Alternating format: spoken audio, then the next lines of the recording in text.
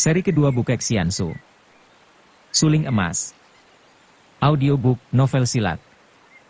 Cerita, Ho Ping Hu. Bab 12. Ia menggereng dan kini Patmo Kiamsut ia mainkan cepat sekali dalam usahanya untuk mendobrak dan membobol garis kurungan Pat Sian Kun. Pedangnya bergulung-gulung merupakan sinar terang, berubah-ubah bentuknya, kadang-kadang merupakan sinar bergulung-gulung membentuk lingkaran-lingkaran. Hebat sekali memang Patmo Kiamsut yang diciptakan oleh kakek sakti itu. Namun Kui Seng sudah mengetahui rahasia Patmo Kun, karena sesungguhnya Patmo Kun diciptakan dengan dasar Pat Sian Kun dan Kui Seng adalah seorang ahli Pat Sian Kun. Maka pemuda sakti ini dapat menggerakkan pedangnya yang selalu mengatasi gerakan lawan, selalu mengurung dan selalu menindih, sebagian besar dia yang menyerang. Lingkaran-lingkaran yang dibentuk oleh gulungan sinar pedangnya lebih luas dan lebih lebar, seakan-akan menggulung lingkaran sinar Pat Jiu Sinong. 2 jam lebih mereka bertanding dan selama ini Pat Jiu Sinong selalu mainkan Patmo Kun sedangkan di lain pihak Kui Seng mainkan Pat Sian Kun. Biarpun Kui Seng juga tidak pernah dapat menyentuh lawan dengan pedangnya, namun dalam pertandingan selama 2 jam ini, jelas bahwa Pat Sian Kun lebih unggul karena 80% Kui Seng menyerang sedangkan lawannya selalu harus mempertahankan diri dengan sekali waktu membalas serangan yang tiada artinya. Makin lama Pat Jiu Sinong makin marah. Bukan marah kepada Kui Seng melainkan panas perutnya karena benar-benar Patmo Kiamsut tidak dapat mengatasi Pat Sian Kun. Memang watak ketua bengkau ini aneh sekali, tidak mau ia dikalahkan. Ia sebenarnya amat suka kepada Kui Seng, bahkan ia akan merasa gembira sekali kalau putri tunggalnya dapat menjadi istri Kui Seng ini yang ia kagumi. Akan tetapi kalau ia harus kalah, nanti dulu. Watak ini pula agaknya yang menurun kepada Lucian. Kui Seng, kalau Patmo Kun tidak dapat mengatasi Pat Sian Kun, itu pun belum cukup menjadi alasan untukmu menurunkannya kepada anakku. Apa artinya Pat Sian Kun yang dia pun sedikit lebih unggul dan dapat mengalahkan ilmuku yang lain? Bukan hanya Lucian, aku sendiri akan membuang semua ilmu silatku dan hanya mempelajari satu macam ilmu saja, yaitu Pat Sian Kun. Setelah berkata demikian, kakek itu kini memutar pedangnya sedemikian hebatnya sehingga gulungan sinarnya bergelombang datang hendak menelan Kui Seng. Di samping gelombang gulungan sinar pedang itu, masih terdengar angin menderu menyambar ketika tangan kiri kakek itu ikut menerjang dengan dorongan-dorongan jarak jauh yang mengandung angin pukulan kuat sekali. Hei! Hei! Orang tua, apakah kepalamu kebakaran? Hati boleh panas, kepala harus tetap dingin. Kui Seng sibuk sekali memutar pedangnya untuk melindungi diri sambil mengucapkan kata-kata memperingatkan. Hahaha, orang muda, kau mulai takut? Kata-kata takut adalah pantangan bagi semua orang gagah, tak terkecuali Kui Seng. Mendengar ia disangka takut, hatinya panas sekali. Siapa takut, bentaknya dan pandangnya berkelebat-kelebat dalam usaha membalas serangan. Namun, Pak Sian Kiamsut kurang lengkap kalau harus melayani gelombang serangan ilmu pedang itu apalagi masih dibantu dengan sambaran angin pukulan tangan kiri yang demikian ampuhnya. Kui Seng masih terus mempertahankan dengan permainan Pat Sian Kiam Hoat, dan biarpun ia mampu membendung gelombang serangan, namun ia terdesak dan harus mundur-mundur ke arah jurang hitam. Hahaha, Kim Moeng. Begini sajakah kepandaianmu? Apakah kau hanya mengandalkan Pat Sian Kun untuk menjagoi dan mengangkat nama sebagai seorang pendekar sakti? Hahaha, sungguh lucu. Pat Jiu Sinong tertawa bergelak. Kui Seng biarpun sudah menerima gemblengan semenjak kecil, namun ia tetap masih seorang pemuda yang kalau dibandingkan dengan Pat Jiu Sinong, tentu saja kalah pengalaman dan kalah cerdik. Ia tidak mengira sama sekali bahwa kakek itu memang sengaja menyerangnya dengan ilmu silat pilihan untuk mendesaknya dan sengaja pula memanaskan hatinya agar ia suka menggunakan ilmu simpanannya. Kakek yang haus akan ilmu silat itu menggunakan semua ini untuk memancing keluar ilmu-ilmu simpanannya. Kui Seng tidak menduga akan hal ini, maka mendengar ejekan itu ia lalu berseru keras dan tiba-tiba angin yang mengeluarkan suara bersiutan menyambar dari tangan kirinya yang sudah mengeluarkan kipasnya. Kini ia merasa dirinya lengkap. Tangan kanan memegang pedang mainkan Pat Sia Kiam Hoat sedangkan tangan kiri memegang kipas mainkan ilmu kipas Lohai San Hoat.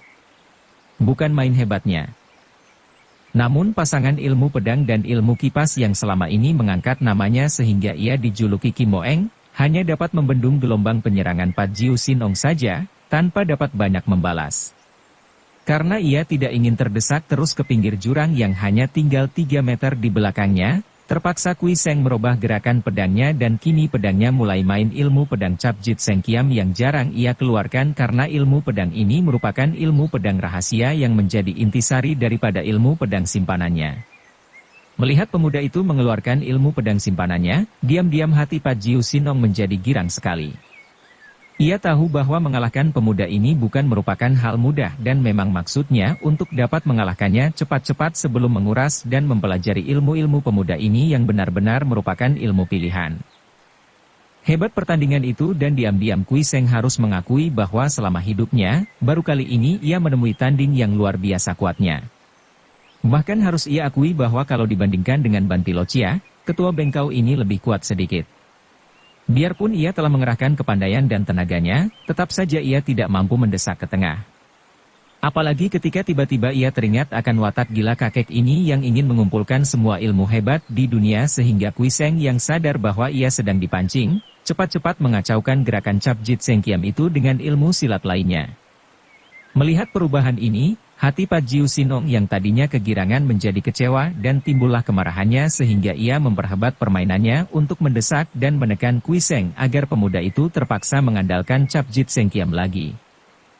Sekarang waktu sudah berjalan 3 jam lebih dan subuh mulai membayang. Pada saat Kui Seng terdesak hebat, tiba-tiba pemuda ini berseru keras dan terhuyung-huyung ke belakang. Tadi ketika ia sedang sibuk mempertahankan diri menghadapi gelombang serangan, tiba-tiba telinganya menangkap bunyi mendesir dari arah kiri. Ia terkejut sekali, maklum bahwa ada senjata rahasia yang amat halus menghujaninya, cepat ia mengebutkan kipasnya dan berhasil menyampok banyak sekali jarum-jarum halus, akan tetapi sebatang jarum masih berhasil memasuki pundaknya, mendatangkan rasa sakit sekali. Pundaknya seketika menjadi kaku dan setengah lumpuh, juga rasa gatal membuktikan bahwa jarum itu mengandung racun jahat. Kui Seng terhuyung ke belakang dan terpaksa melepaskan pedang di tangan kanannya yang sudah menjadi lumpuh dan pada saat itu, kembali ia dihujani jarum yang lebih banyak lagi.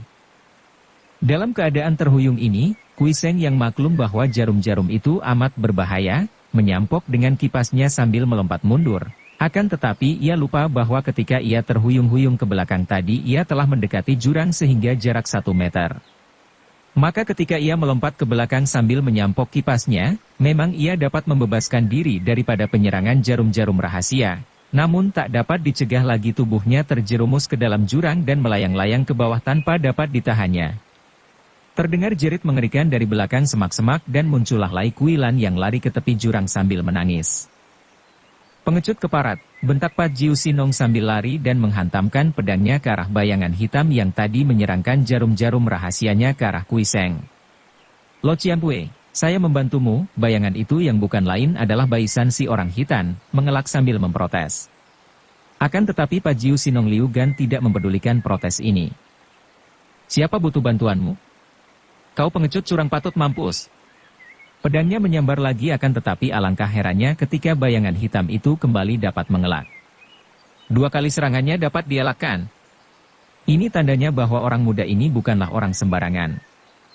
Siapa kau? Bentaknya, menahan serangannya karena gerakan pemuda itu menarik perhatiannya, membuatnya ingin tahu siapa gerangan pemuda yang dapat mengelak sampai 2 kali ini. Saya bernama Baisan dari Hitan musuh besar Kui Seng. Keparat orang Hitan. Kau telah bersikap pengecut.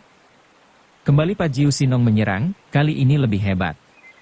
Baisan gelagapan dan maklum bahwa ia tidak boleh main-main menghadapi kakek ini, maka ia cepat melompat ke belakang dan melarikan diri dalam gelap. Pat Jiu Sinong mengejar sambil memaki-maki.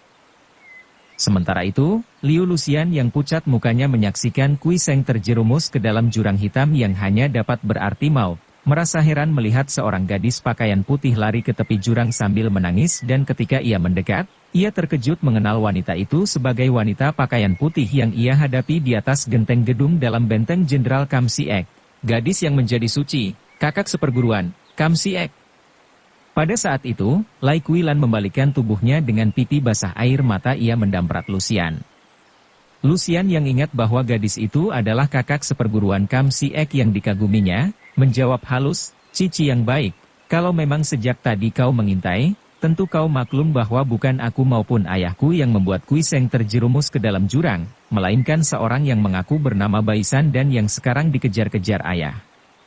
Akan tetapi, engkau, bagaimana kau mengenal Kuiseng dan mengapa pula kau menangisinya? Tiba-tiba wajah Kuilan menjadi merah sekali. Dia seorang gadis yang jujur, maka dengan menambahkan hati ia berkata, Kui Tai Hiap telah menolongku daripada si laknat Baisan. Aku berhutang budi, berhutang nyawa dan kehormatan kepada Kui Tai Hiap. Biarpun kau telah menyia-nyiakan cinta kasihnya, berlaku kejam kepadanya namun aku. Ia menangis lagi.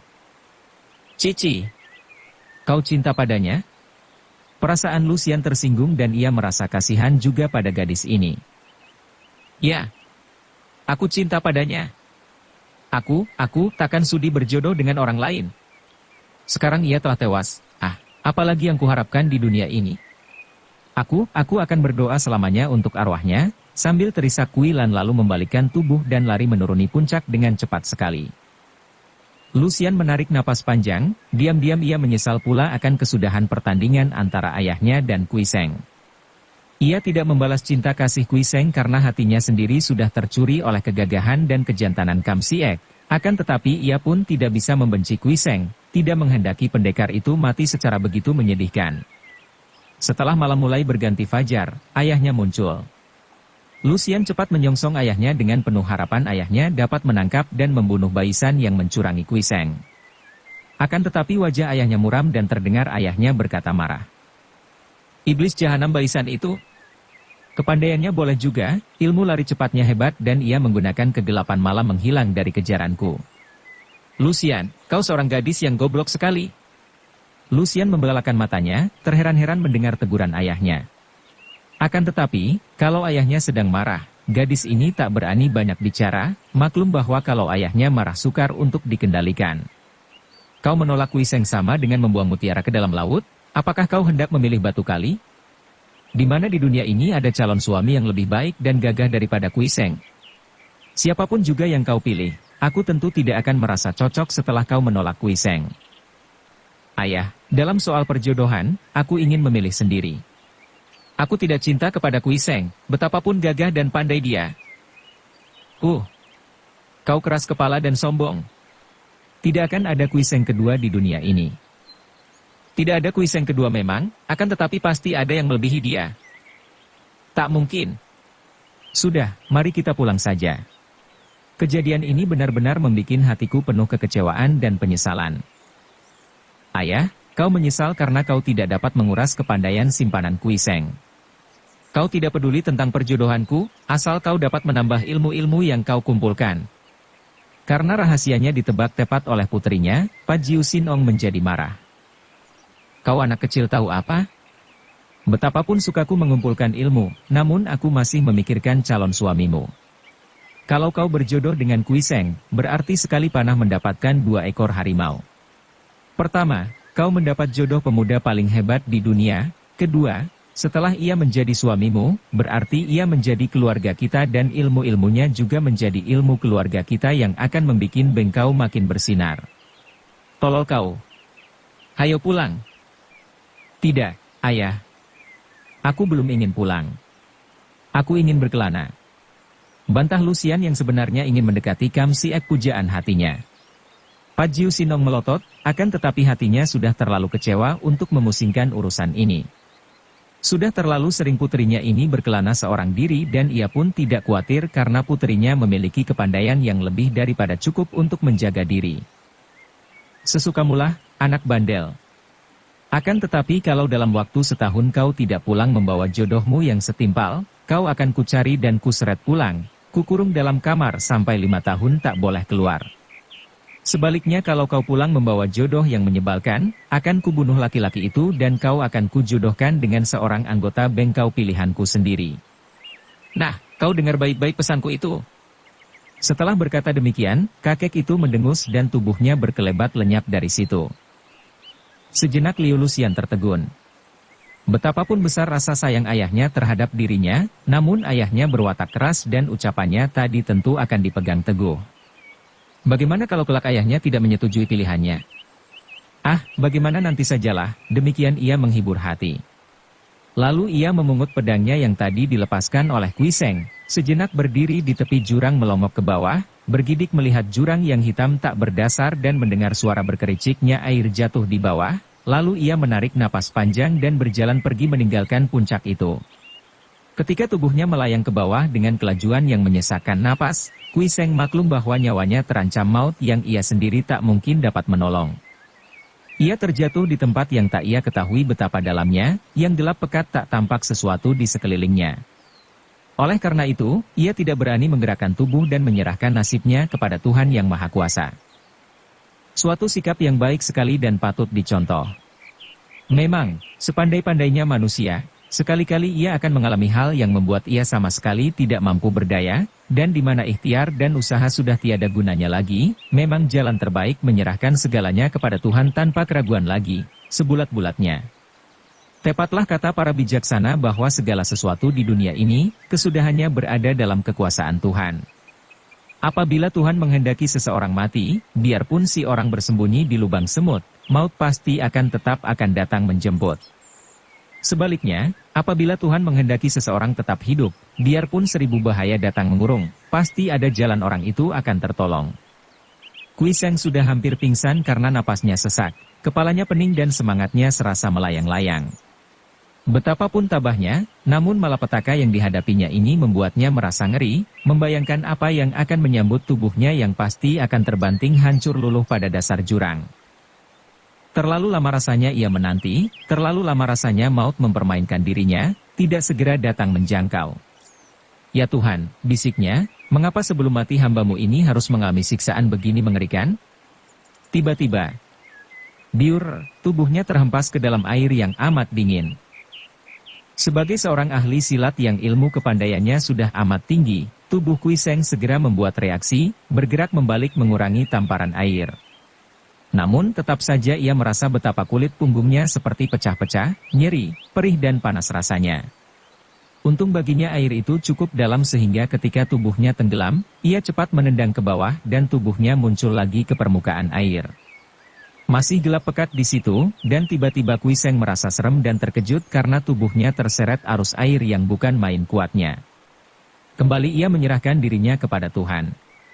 Sekali tadi Tuhan telah menyelamatkannya, ini alamat baik, pikirnya. Ia hanya menggerakkan kaki tangan agar tubuhnya jangan tenggelam. Arus air itu kuat bukan main, tubuhnya dibawa berputar-putar sampai kepalanya menjadi pening. Kembali rasa takut mencekam hatinya. Ia berputaran, hal ini berarti bahwa ia terbawa oleh pusaran air yang kuat. Benar dugaannya, makin lama makin cepat ia berputaran dan tiba-tiba tubuhnya tanpa dapat ia pertahankan lagi, disedot ke dalam air. Kui Seng sudah siap. Ia mengambil napas cukup banyak dan ketika ia berada di bawah air ia menggerakkan kaki tangannya kuat-kuat sehingga ia berhasil bebas daripada pusaran air di bawah yang tidak sekuat di atas. Kini tubuhnya hanyut oleh arus dan ketika ia menggerakkan kakinya muncul kembali di permukaan air. Hatinya girang melihat bahwa kini ia terbawa oleh air sungai yang sempit dan kuat arusnya, akan tetapi yang tidak begitu gelap lagi sehingga ia dapat melihat. Kanan kiri merupakan tebing tinggi, mungkin ada 500 meter tingginya, tebing batu gunung yang hijau berkilau dan licin rata. Akan tetapi sungai kecil itu ternyata cukup dalam, kalau tidak, arus yang kuat itu pasti akan menghantamkannya pada batu-batu. Karena tidak ada tempat untuk mendarat, di apit-apit tebing tinggi, terpaksa Kui Seng membiarkan dirinya hanyut. Ada 1/4 jam ia hanyut dan tiba-tiba ia mengeluarkan seruan kaget, wajahnya pucat dan hatinya ngeri. Betapa tidak akan ngeri hatinya melihat bahwa tak jauh di depannya, air itu tertumbuk pada tebing lain yang juga tinggi dan kiranya air itu memasuki terowongan di dalam tebing. Bagaimana akalnya? Untuk mendarat tidak mungkin, kanan kiri tebing tinggi dan licin, di depan pun tebing yang sama, menahan arus air tak mungkin. Celaka, pikirnya, kali ini aku akan dibanting hancur oleh arus air kepada tebing di depan. Akan tetapi ia tidak mau menyerah kepada maut begitu saja selama ia masih dapat berikhtiar. Ia cepat mengambil napas sampai memenuhi rongga dadanya, kemudian ia menyelam sedalam mungkin. Ikhtiarnya ini menyelamatkannya dari cengkraman maut. Arus air pecah-pecah bagian atasnya menghantam tebing. Akan tetapi di bagian bawah dengan kecepatan luar biasa menerobos ke dalam sebuah lubang yang lebar garis tengahnya kurang lebih 2 meter. Kalau saja terowongan di dalam perut gunung ini terlalu panjang, tentu Kui Seng takkan tertolong lagi nyawanya. Ia terseret arus yang amat cepat, ia hanya menahan napas meramkan mata, sedapat mungkin mengerahkan sinkang di tubuhnya karena tubuhnya mulai terbentur-bentur batu. Kalau ia bukan seorang gemblengan, tentu sudah remuk tulang-tulangnya. Akan tetapi siksaan alam ini terlalu hebat dan ia sudah hampir pingsan ketika tiba-tiba ia melihat cahaya terang di atas. Cepat ia menggerakkan kedua kakinya yang terasa sakit-sakit itu dan tubuhnya mumbul ke atas. Ia masih berada dalam terowongan yang amat besar, merupakan gua panjang yang amat menyeramkan. Air mengalir di tengah terowongan, kini air makin melebar dan makin dangkal. Di atas bergantungan batu-batu yang meruncing seperti tombak besar, dinding yang hijau berkilauan terkena cahaya matahari yang entah menembus dari mana. Karena air amat dangkal akhirnya tubuhnya yang lemas itu tersangkut pada batu. Kui Seng mengeluh, kepalanya puyeng, tubuhnya sakit-sakit semua, lemas dan tangan kanannya kaku lumpuh akibat racun jarum yang masih menancap di dalam pundak kanannya. Rambut aut-autan menutupi muka, pakaiannya yang basah kuyup itu tidak karuan macamnya, robek sana-sini. Ia mengerahkan tenaganya untuk bangkit berdiri. Kiranya air hanya tinggal sepaha dalamnya. Ketika ia merangkak minggir, air makin dangkal akan tetapi ia beberapa kali terjatuh dan kakinya tersangkut batu. Air yang amat jernih, akan tetapi pandang mata Kui Seng amat gelap, pikirannya amat keruh. Ia tidak tahu bahwa tak jauh dari situ berdiri seorang wanita tua, seorang nenek-nenek yang memandang ke arahnya penuh perhatian. Nenek ini tubuhnya kecil kurus, mukanya amat tua penuh keriput, pakaiannya bersih akan tetapi penuh tambalan. Mata nenek ini terang jernih bersinar-sinar. Sungguh aneh seorang manusia terbawa arus maut bisa sampai ke sini dalam keadaan masih hidup. Nenek itu berkata penuh keheranan, akan tetapi ia segera melangkah, gerakannya cepat dan cekatan sekali ketika ia melihat Kui Seng mengeluh panjang dan terguling roboh di tepi sungai, tak bergerak lagi karena sudah pingsan. Amatlah mengherankan dan mengagumkan betapa nenek-nenek tua renta yang kurus itu setelah memeriksa nadi tangan Kui Seng, lalu mengangkat tubuh Kui Seng bagaikan mengangkat tubuh seorang bayi saja, begitu mudah dan ringan, lalu membawa tubuh Kui Seng ke sebuah ruangan di bawah tanah yang tak jauh dari sungai itu, melalui terowongan yang berlika-liku. Dengan hati-hati nenek itu merebahkan tubuh Kui Seng di atas pembaringan batu, kemudian sekali lagi memeriksa tubuhnya. Ia mengeluarkan suara kaget ketika melihat betapa pundak kanan Kui Seng berwarna hitam.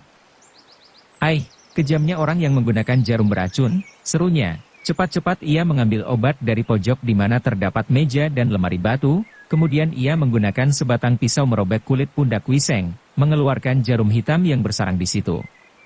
Dengan beberapa kali pijatan di sekitar pundak ia mengeluarkan darah hitam dan menempelkan sebuah batu yang warnanya putih dan ringan sekali, besarnya sekepalan tangan.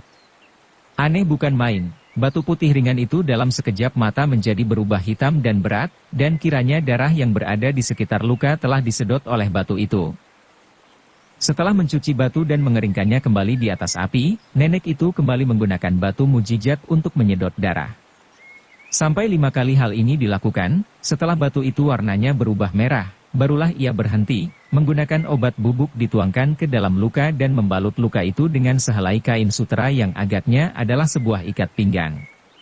Tekanan batin dan penderitaan lahir yang dialami Kui Seng agaknya memang hebat sehingga ia seakan-akan keluar kembali dari lubang kubur, terlepas dari cengkraman maut yang mengerikan, sehingga ketika ia roboh pingsan itu, selama 3 hari 3 malam ia tetap dalam keadaan tidak sadar. Ia tidak tahu betapa luka-lukanya dirawat secara tekun oleh seorang nenek tua, tidak tahu betapa setiap hari nenek itu menjaga dan merawatnya siang malam, tidur sambil duduk bersila di dekat pembaringan batu.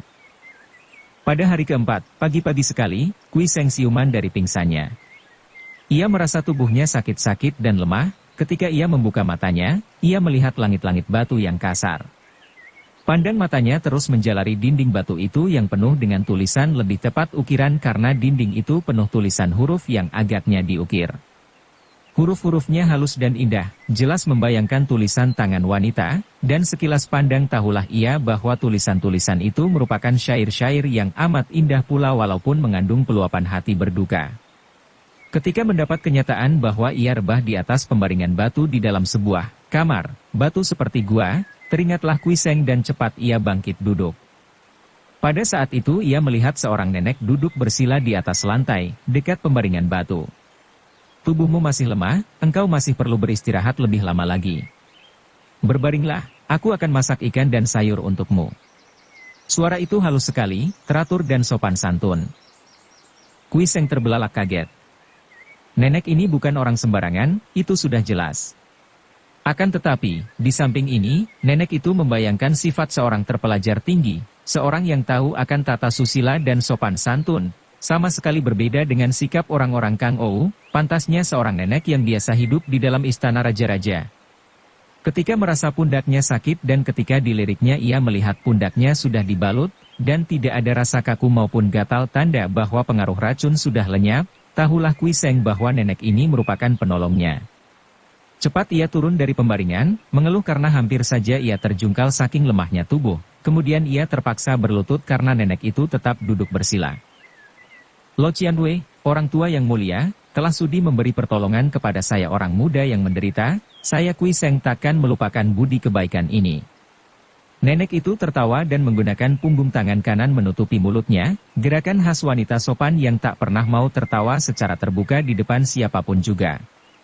Kemudian terdengar pula suaranya yang halus dengan gaya bahasa yang biasa dipergunakan oleh para bangsawan, saling tolong tidak mengenal tua dan muda, dan aku pun tidak bermaksud menolongmu, melainkan kaulah yang datang dan membutuhkan pertolonganku. Air itu disebut arus maut, makhluk berjiwa apapun juga yang terseret ke dalam neraka bumi ini, tentu telah tak bernyawa lagi. Akan tetapi engkau terseret masuk dalam keadaan bernyawa. Ah, entah setan yang mana mengirim engkau datang kepadaku untuk menemaniku. Maaf, Lo Qianwei, saya kira bukan setan yang Lo Qianwei maksudkan. Tentu Tuhan yang telah melindungi saya, sudah terlalu lama dahulu aku menggantungkan nasibku kepada Tuhan, terlalu banyak hati ini memohon, terlalu sering mulut ini menyebut, akan tetapi buktinya. Ah, kalau toh ada Tuhan itu sama sekali tidak peduli kepada diriku. Bukan main pahitnya suara dalam kata-kata ini dan Kui Seng dapat menduga bahwa nenek ini tentu telah mengalami penderitaan hidup yang amat luar biasa sehingga hatinya seakan-akan menjadi beku dan penuh penyesalan mengapa hidupnya selalu menderita seakan-akan Tuhan tidak mempedulikannya.